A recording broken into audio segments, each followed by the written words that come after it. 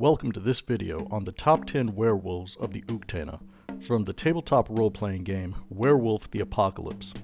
At long last we come to the first of the pure ones, the oldest of the tribes known amongst themselves as the Three Brothers, those who left the Garou nation in Europe and Asia in favor of America. You might be wondering what the hell an Uktena is. Well, Uktena is the Cherokee name for the horned river serpent of Native American mythology. In Werewolf, Great Uktena is unique among all the tribal totems, because he was once a servant of the Worm of Balance. So the Uktena are especially skilled at locating and binding creatures of the Worm of Corruption, which has given them a reputation as dark and secretive mystics, keepers of knowledge others might consider best left undisturbed. But without further ado, the top 10 werewolves of the Uktena. Number 10. Dancing Star. The oldest songs of the Uktena tell of a theurge called Dancing Star. She was a traveler of the Umbra who could not only enter the spirit worlds by stepping sideways or by walking moon bridges. She could cast her very soul into the farthest reaches of the Umbra while leaving her physical body on Earth. With her flesh firmly anchored in the world, Dancing Star traveled further into the deep Umbra than any Uktena. Some even claim that she journeyed into the deepest reaches of the wild and returned with secrets that have since become the basis of all Uktena lore on the wild and the deep Umbra. As she walked the western deserts, she encountered great totem spirits, including Coyote, Buzzard, and Raven. It was Wise Raven who warned her that if she was not cautious in her astral projecting, her spirit might encounter things that defied her imagination and leave her trapped in the Umbra forever. Dancing Star replied that her spirit would return to Gaia in its own season, no matter where her body stood. And so it was. Once, Raven and Buzzard came upon Dancing Star's body, standing perfectly still, clutching her staff in one hand. For 3 years, Raven and Buzzard watched Dancing Star not move. Finally, Coyote came along and wagered with Buzzard that Dancing Star had died. Coyote won the bet when he kicked Dancing Star's staff away, and her body crumbled to dust. The Uktena have tried to contact Dancing Star's spirit through the rite of invitation to the ancestors, only to be met with silence. The Skywalkers, a camp of vision questers and medicine workers who cast through the Umbra in search of secrets, believe that Dancing Star's spirit still dwells in the Umbra, riding the comets and circling the Earth. The camp believes that whatever answers exist to finally defeat Grandfather Serpent, the Worm, lie beyond the stars, and that one day, Dancing Star will return to warn them that the apocalypse is near. Number 9. Grimscowl Bisonbreath. For those Garou who do not believe the Uktena have worthy warriors among their numbers, the Uktena sing the song of Grimscowl Bisonbreath to enlighten them. Grimscowl was the most powerful Aurun to exist among the tribe.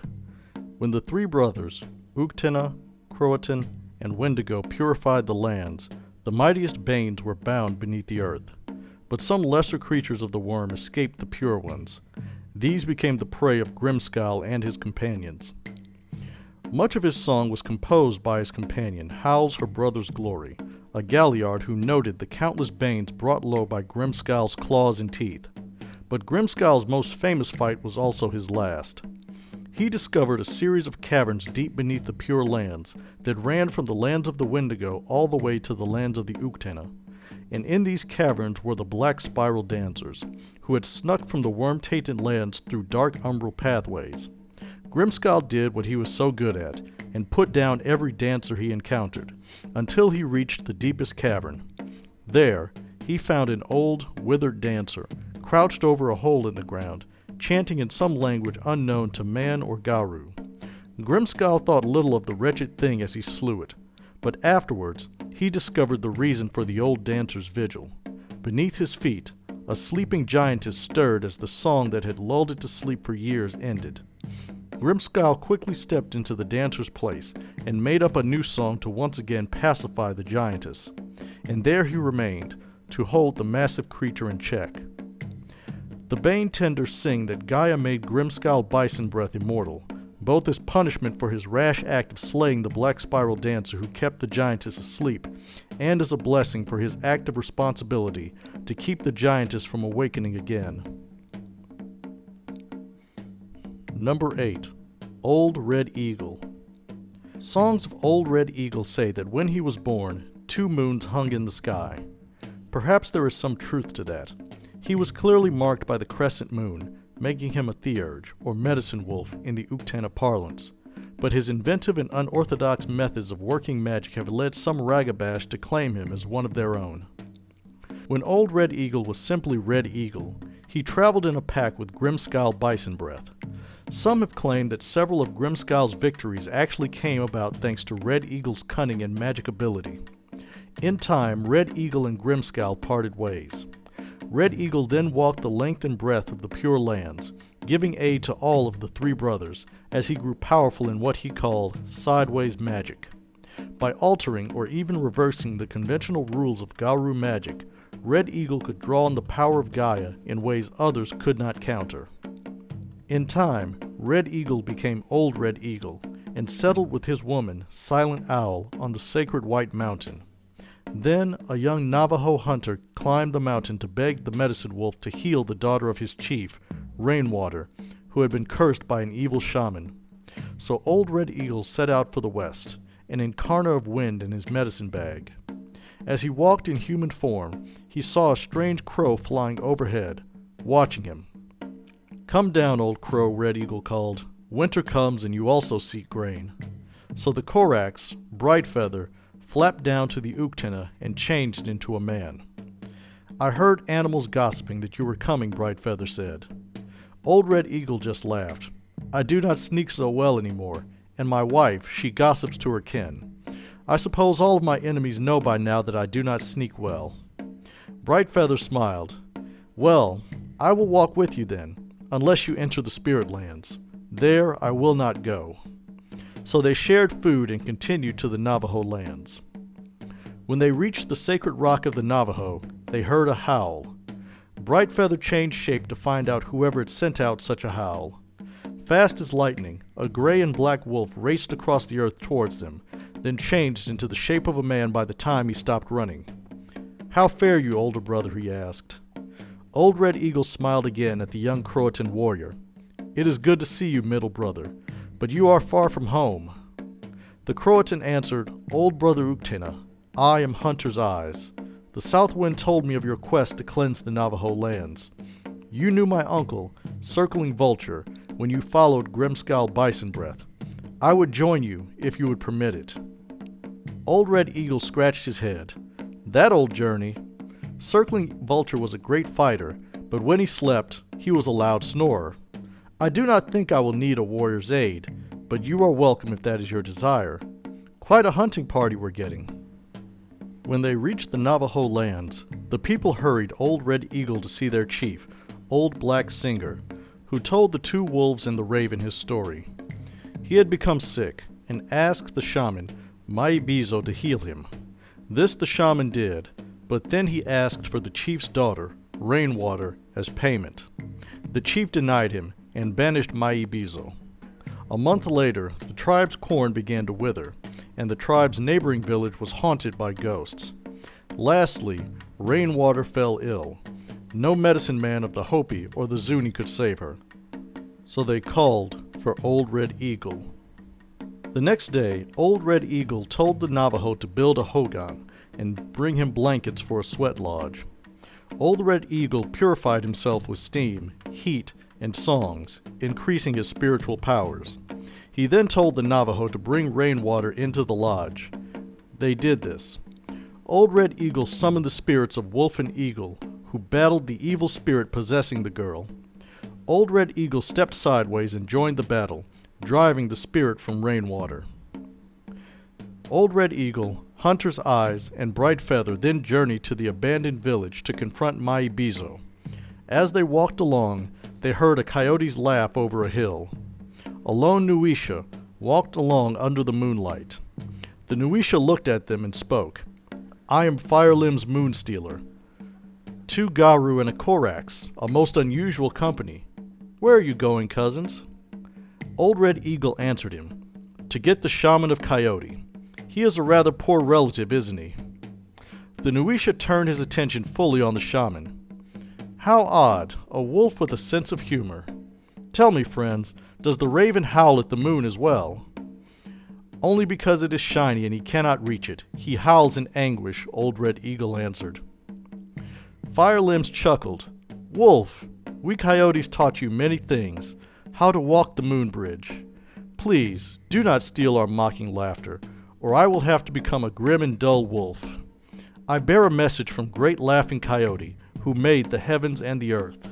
He said, 'Tell the odd wolf, think of my power when you meet my former shaman, for I like tricks.'" Old Red Eagle burst out laughing. "I thank Great Coyote. Let him know he is welcome to my food when he is hungry." The Nuisha stood up and ran off. Later, the Garou and Korax noticed that their food bags were missing. It seemed that Great Coyote took them up on their offer. When they reached the pueblo where Maibizo dwelt, the group was attacked by Banes and possessed corpses. Hunter's Eyes and Bright Feather dealt with the fallen shaman's minions, while Old Red Eagle stepped sideways to fight Maibizo in person. In the Umbra, Maibizo was much stronger, but Old Red Eagle remembered Coyote's message and asked for a small mercy, a moment to pray and say farewell to the earth. Maibizo, drunk on what he thought was his triumph, agreed. This gave Old Red Eagle the moment he needed to change into Krynos form and attack. Old Red Eagle and Maibizo rolled around, claws and magic flying, until the Uktena noticed that Maibizo was drawing strength from somewhere else. Then he noticed the small medicine bag on Maibizo's hip. With a single slash, Old Red Eagle tore the bag open. The spirits of the dead flew out of the opening, screaming and attacking the fallen shaman. Old Red Eagle dragged them both across the veil back into the material world, where he finally ripped Maibizo apart. When Hunter's Eyes and Bright Feather caught up with Old Red Eagle, he was praying for the spirit of Maibizo and those he had trapped. Hunter's Eyes then asked Old Eagle to join him in the east, for his people would soon face the enemy of the world in battle, the Eater of Souls. Old Red Eagle said that he would come in the spring, and that the Pure Lands had been created for the three brothers. Number 7. Proud Speaker. Proud Speaker was a Hamid Galliard of the 19th century, raised on the songs of his Uktena and human ancestors. He saw himself as a link in time, between the past and the future, as both storyteller and lawgiver. At the time, the Pure Ones were still at war with the European Garou, who they had named the Wormcomers. The Americans pushed his people off their land through settlement. The Wormcomers stole the Pure Ones' cairns and carelessly broke bindings that had stayed in place for centuries. These bindings held banes and other terrible things in slumber. But Proud Speaker, unlike many Uktena, did not believe that all of the Wormcomers were malicious. Rather, they were ignorant, and that ignorance called for openness. The Wormcomers could not be driven out of the Pure Lands by force or cunning, and many Uktena, along with their kinfolk, had died trying. Proud Speaker went on a 3-day vision quest to discover the best way to deal with the Garou. When he returned, he saw the chaos to come, the awakening of the Storm Eater, and knew what was necessary. He would serve as emissary to the European Garou and teach them the right ways of the Pure Lands before they were all doomed. One Garou who listened was the exiled prince of the North Country Protectorate, Isaiah Morningkill. The pair soon became a pack, as they were joined by other Garou. They traveled throughout the West, fighting against the servants of the Worm and rescuing the victims of the Storm Eater.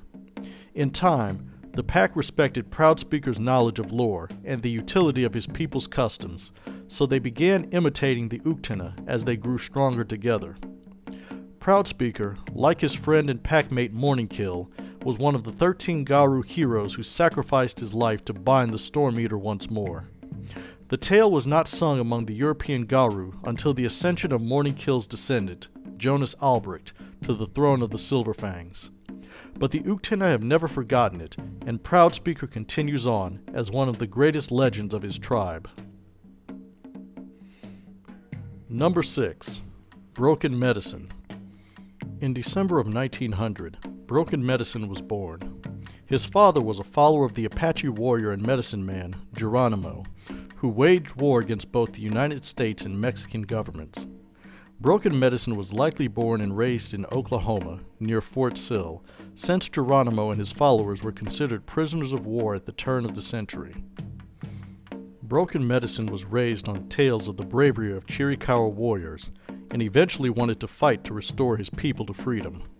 But by the time Geronimo died in 1909, all of the fight had been taken out of the Apache, and Broken Medicine could not find anyone willing to teach him the arts of war.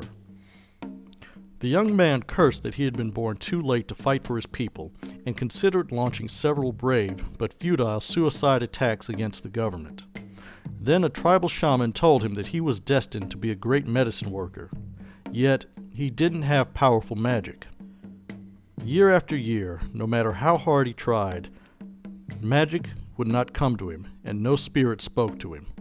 Finally, after having been denied honor in war and power in the spirit realm, his rage erupted, and he experienced the first change.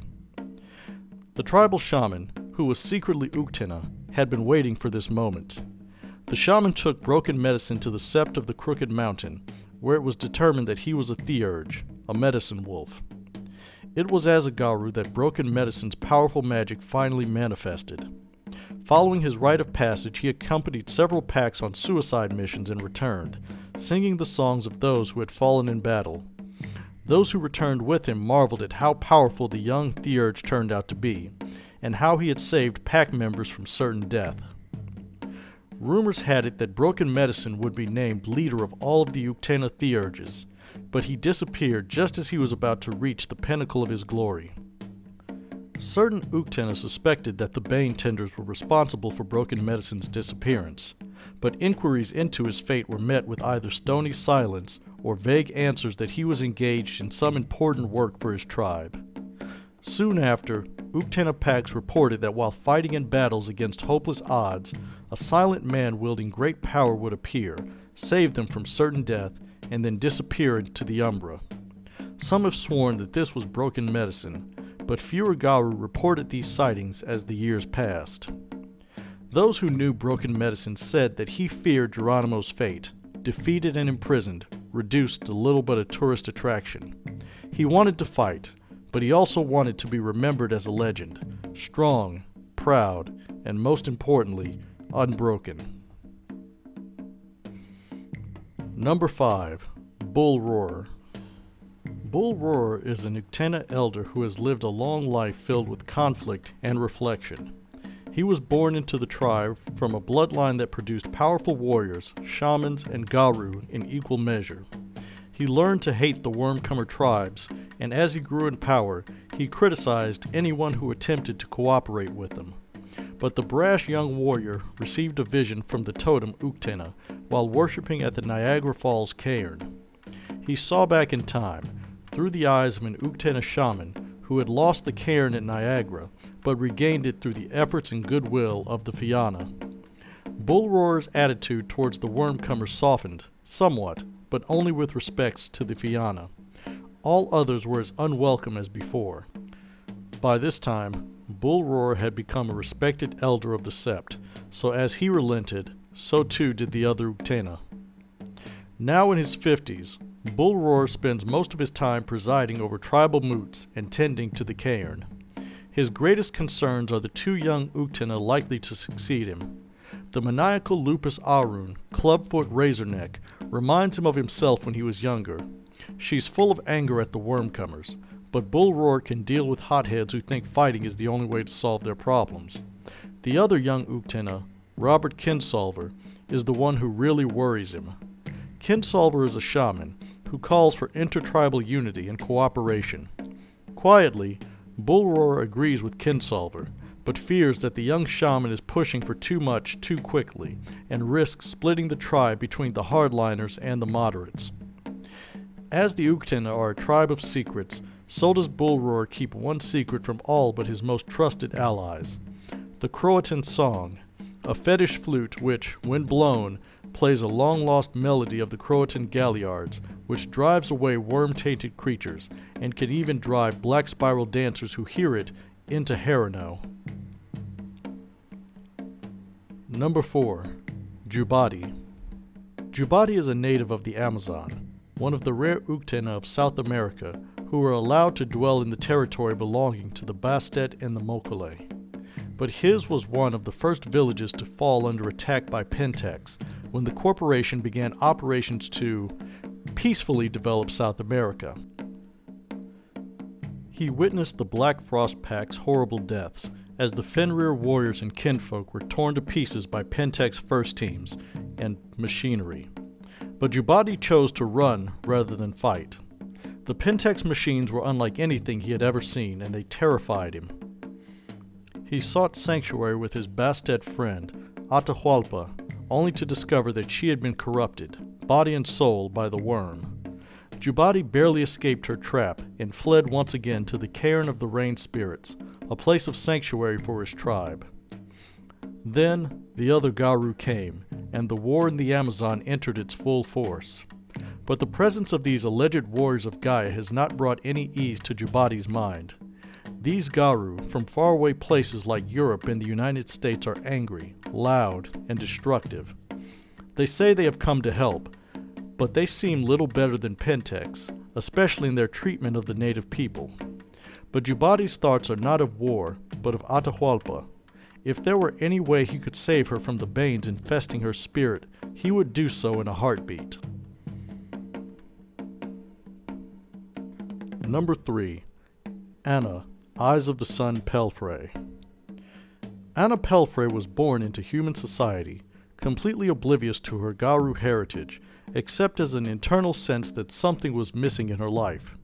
But she lived an otherwise ordinary but ambitious life. School, then law school, then a job with the state's attorney's office for Cook County, Illinois.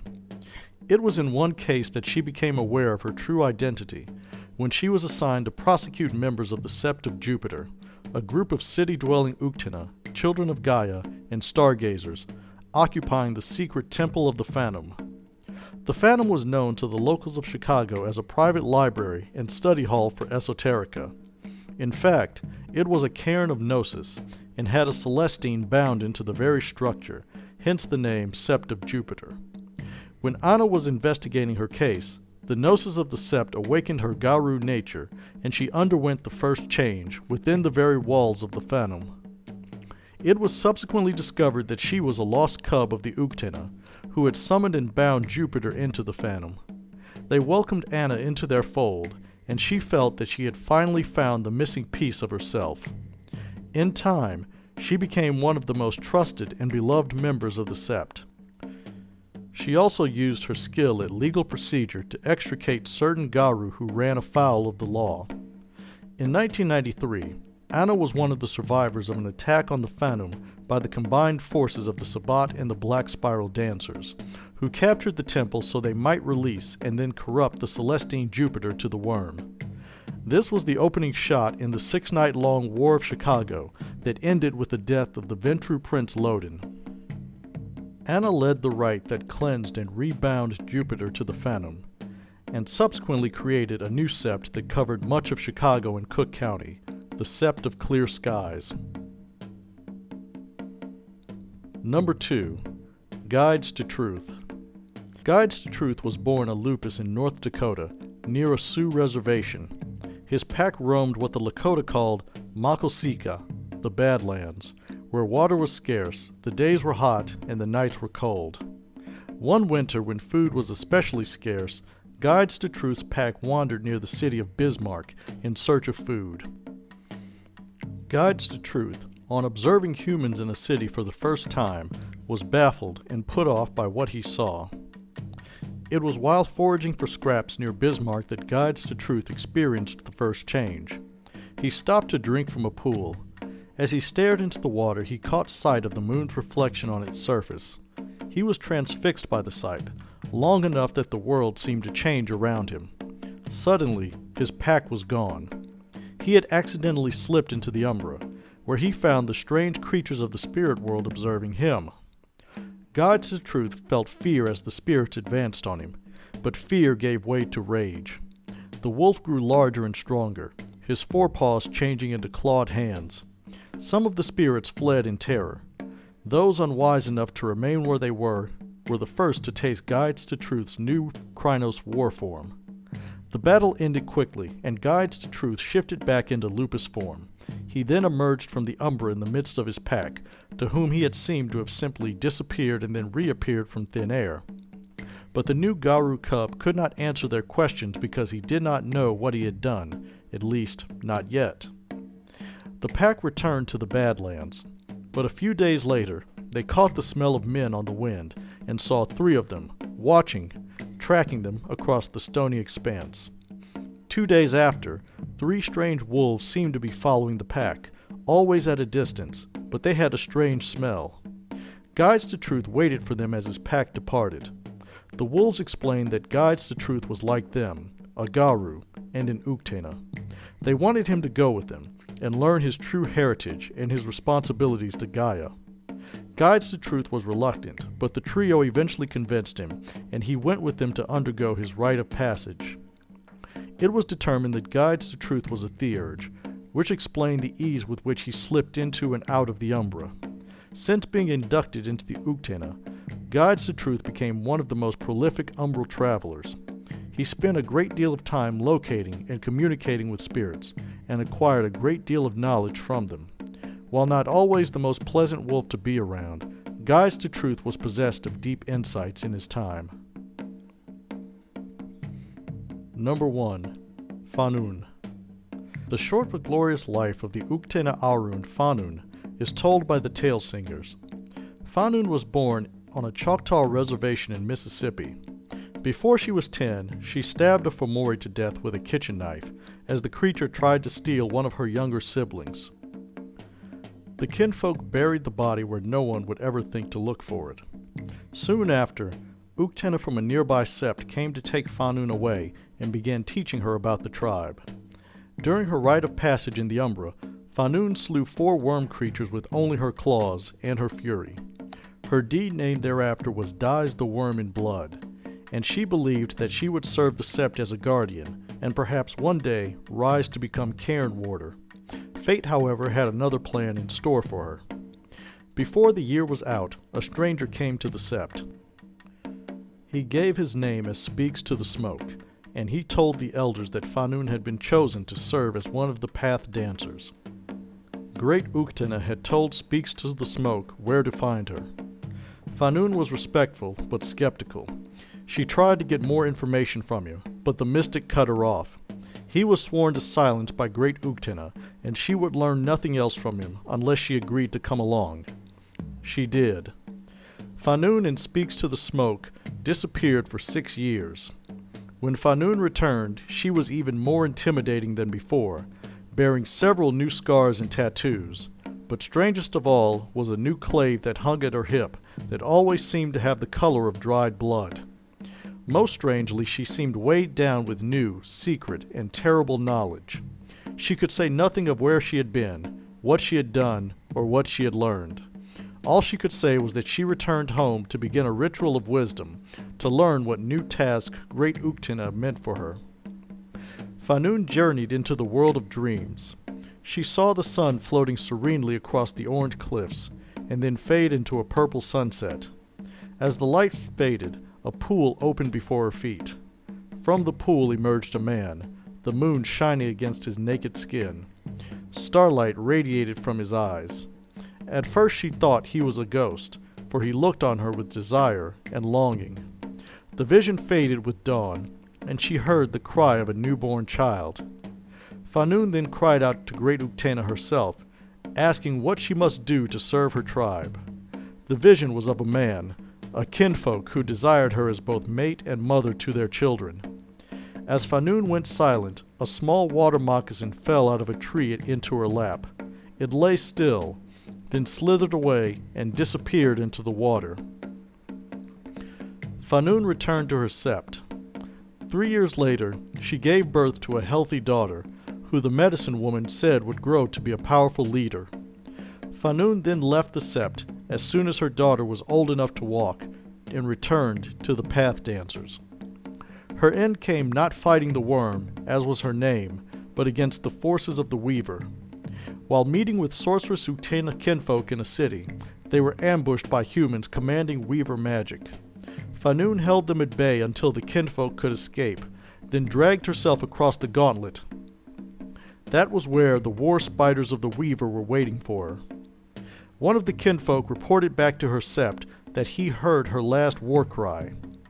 At the moot in honor of her memory, Fanoun, Dyes-the-Wyrm-in-Blood, was remembered as an Uktena, deeply connected to the mysticism of the tribe and of all Garou, who died so that her kin might live.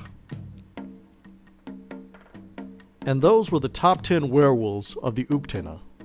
I like the Uktena almost as much as the Shadow Lords, and not just because they are both tribes full of dark, edgy, sneaky werewolves. If the Black Furies and Red Talons are tribes with close ties to the wild, and the Glass Walkers and Bone Gnarls are tribes affiliated with the Weaver, then the Uktena are a tribe affiliated with what the worm used to be. Make no mistake, they hunt worm spawn, slaying those they can and binding those they cannot slay. The Uktena's constant hunt for lore may be spurred by their tribal totem seeking a way to heal its former master of its madness. And speaking of being mad, the next tribe are mad at the entire world. They were once the warriors of the Pure Lands, and now they aren't really sure what they should be. Coming up next, the top 10 werewolves of the Wendigo. Until next time.